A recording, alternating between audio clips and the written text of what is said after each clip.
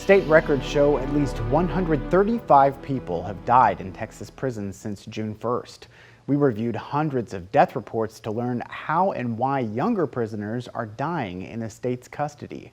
The numbers are leading relatives to call for answers and change. Ryan Chandler digs deeper into the data. In the name of Jesus. Right now, Lord God, touch their hearts. That little boy taught me what unconditional love was all about. He taught me what passion was.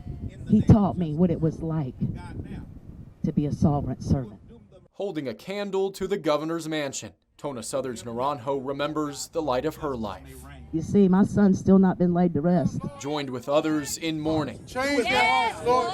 after their relatives died behind bars. A judge sentenced John Anthony to 20 years. The TDCJ, a stale unit, sentenced John Anthony to death.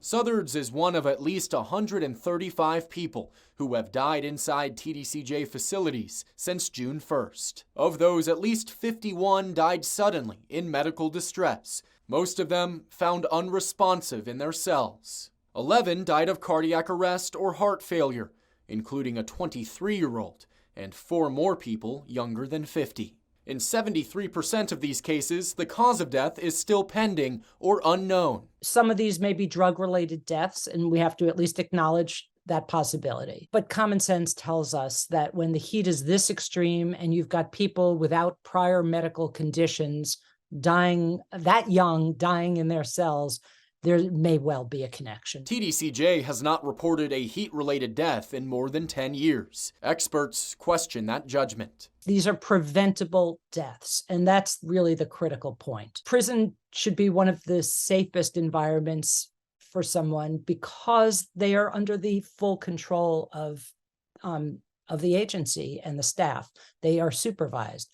So if people are dying and we don't know why they're dying, there's something very, very wrong with that. Under the shadow of the Capitol, families call for immediate action, fearful for when the sun rises on their relatives.